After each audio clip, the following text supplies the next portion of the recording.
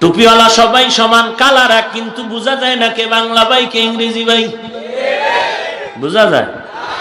বোঝা যায়? বক্তা সাহেব চেয়ারে বয়ান করে, হাটাজারির হুজুরকে গালি দেয় তেতুল হুজুর। কওমি মাদ্রাসা সনদ নিয়ে লাভ কি? বাজে মন্তব্য। পাশে আরেক হুজুর বয়ে বয়ে খিলখিল করে আসে, খিলখিল করে। আল্লাহর মায়ের দুনিয়ার বাদ, আজকে তিনি জেলখানার আসামি, হাতের মধ্যে হ্যান্ডকাপ লাগানো, ফেনি এলাকা। ঠিক কিনা বলো? কওমিওয়ালা গো গালি দিচ্ছিল, হাটহাজারীর হুজুরকে গালি দিচ্ছিল, যেই মৌলভী পাশে বসে বসে খিলখিল করে হাসতেছিলেন, আজকেই সে মারাত্মক জাতির বিচারের কাঠগড়ায় দাঁড়ানো। এর থেকে লজ্জার কি হতে পারে? এর থেকে চাক্ষুষ বিচার আর কি হতে পারে? আমরা খুশি হচ্ছি না, আপনাদের জন্য, আমাদের ইবরাতের জন্য, উপদেশের জন্য বলতেছি। তার উপরে এই কলঙ্কের বোঝা আসবে, কখনো কাম্য নয়। কারণ লেবাসের বদনাম হয়ে যাচ্ছে গোটা বিশ্ব জুড়ে। আমরা কারো বিপদে খুশি হতে চাই না, কারণ ভয় লাগে ওই বিপদ আমাকেও গ্রেফতার করতে পারে। কারো বিপদে খুশি হওয়া উচিত নয়, কিন্তু তিনি যেহেতু খুশি হয়েছিলেন, তার ঘাড়ের উপরে এসে চেপে গেল। হ্যাঁ, আর এক আল্লাহর বান্দা বলে নবীর মুসলমান বলা যাবে না। কত লাইনের বয়ান আছে, এই বয়ান তুই এখানে আঙ্গুল দেওয়ার দরকার দেখি। কিছু ফালতু মানুষ সমাজে আছে, যার কোনো কাম নাই, যারা শয়তানে ধরে কাম তুই আকাম করে।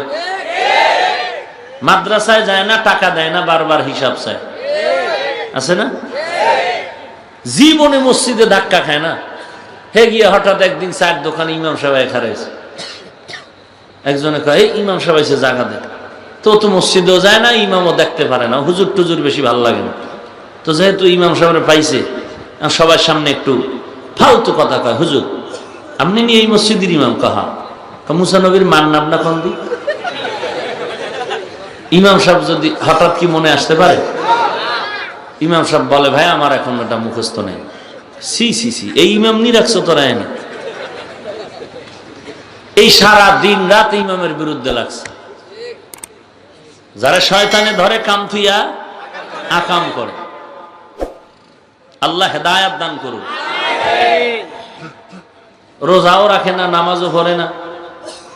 দেখবেন একেবারে রমজান মাসে প্রথম প্রথম সব মসজিদে ভিড়।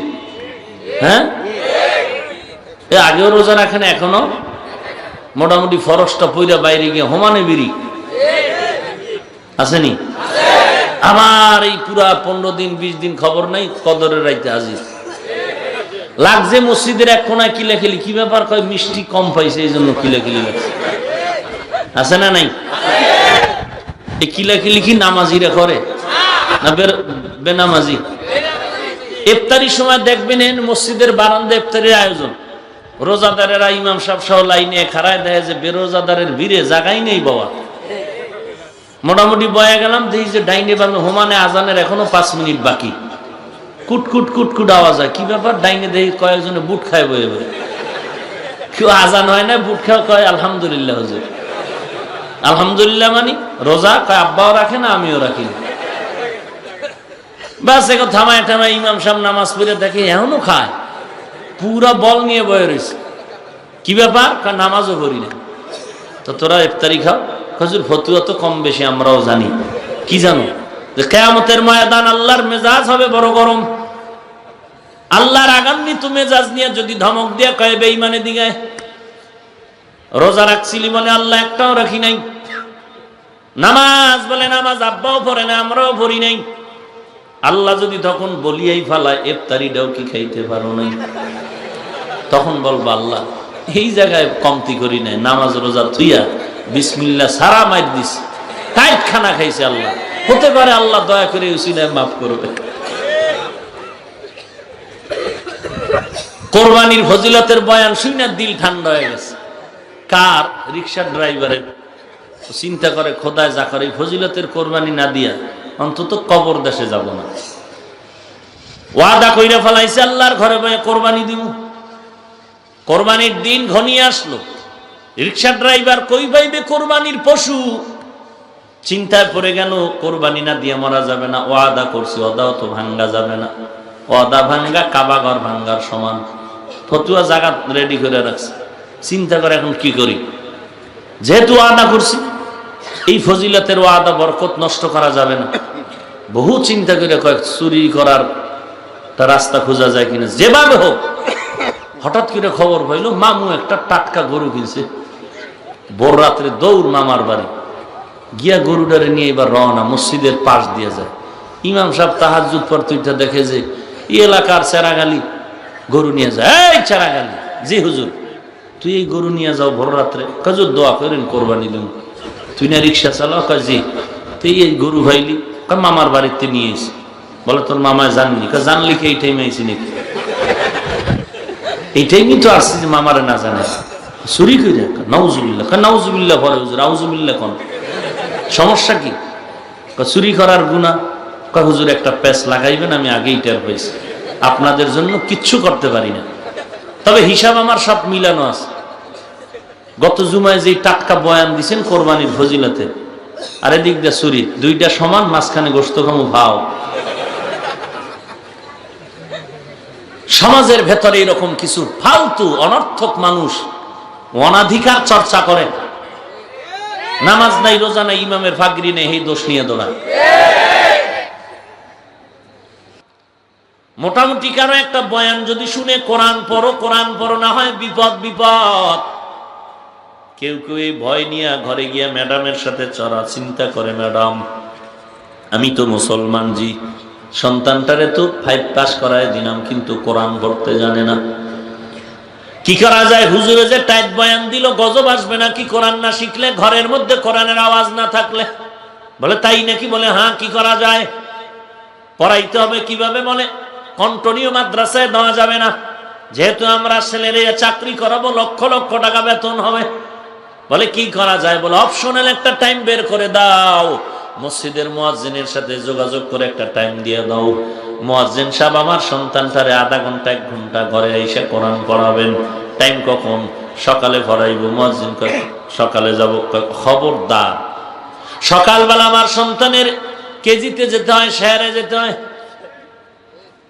তাহলে কখন? বলে আইসা 10টায়। বলে না, 10টায় আমি বিজি, মসজিদ ঝাড়ু দিতে দিতে জান থাকে না, একটু যদি ময়লা থাকে তখন সভাপতির ধমক, বেতন 3000, ধমক 5000। আছে না নাই? তাহলে কখন? জোহরের পরে। বলে অসম্ভব, আমার সন্তান দুপুরে খানা খেয়ে রেস্ট নেয়, বিশ্রাম করে। বলে তাহলে 1 ঘন্টা পরে? কয় না, ইংরেজি প্রাইভেট মাস্টার আসে পড়ানোর জন্য। কয় তাহলে মাগরিবের পর? বলে না না, তখন অঙ্কের মাস্টার আসে পড়ানোর জন্য। কথা হলে আপনি ম্যাডামের সাথে যোগাযোগ করে আমার টাইম জানাই দিন। বাড়ি গিয়ে এবার একটা টাইম বের করছে, 24 ঘন্টার মধ্যে একটা ফাঁকা টাইম আছে, আসর থেকে মাগরিব, খেলাধুলার সময়, যখন সন্তানের 4 হাত পায়ে রশি লাগায় বাদিয়াও রাখা যায় না, এই সময় হুজুরের দেশে কোরআন পড়াইতো। মুয়াজ্জিন সাহেব গেল আজকে আসরের পরে কোরআন পড়াইতে, মায় ধৈর্য টৈরা কোন রকম নিয়ে আসছে খেলার মাঠ থেকে। বা হুজুরে কোরআন পড়াইব, হুজুরে পড়ে আউযুবিল্লাহ পড়ো, আর ঠোঁটে আইয়ে না, জীবনে পড়ে না, আইব কেমনে? সন্তান কোন রকম গুনগুন করে গেছি। পরের দিন হুজুরে বয়ে রয়েছে, সন্তান নাই। কই গেল? বলে খেলার মাঠ। এদিকে হাফেজ সাহেব মুয়াজ্জিন সাহেবের দিবে কত? ঢাকার শহরে 500, আর বেশি সম্পর্ক থাকলে আর একটু বেশি, গ্রামে মাত্র 50। এখন 9 মাস বাকি। চাইতে গেল হুজুর গো টাকা লাগে নাকি? আমি ছাত্র জীবনে 1 জায়গায় ইমামতি করছি, তো টাকা টাকা তেমন লাগে না, ওয়াজ মাহফিল করি চল। মাঝে মাঝে বলতাম সেক্রেটারি সাহেব বেতন টেতন দেন না কেন? ঘরে চাউল নাই। তার মানে কি মসজিদের টাকার দাম না, ঘরে চাউল কিনে?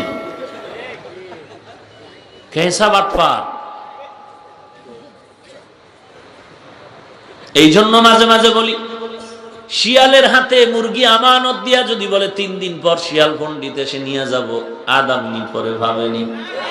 শিয়ালের হাতে মুরগি আমানত যাওয়া যেমন বুদ্ধিমানের কাজ, নামাজ নাই, রোজা নাই, পর্দা নাই, সুদের ব্যবসা করে, এদের কাছে ধর্মের চাবি দেওয়াটাও তেমন বুদ্ধিমানের কাজ। এরে নবীর উম্মতের দল, আল্লাহ চিনি না, নবী চিনি না, কোরআন জানি না, ওলামায়ে কেরামের মাধ্যমে নামাজ শিখলাম, রোজা শিখলাম, কালেমা শিখলাম, আল্লাহরে চিনলাম, কোরআন চিনলাম, নবীর পরিচয় পেলাম, কালেমা জানলাম, নামাজ শিখলাম, হালাল না হালাল, হারাম চিনলাম, নাপাক পাক নাপাক চিনলাম। আজকে যদি আমার মা বাবার বিয়া পড়াইনো আলেম, আমার দাদা দাদির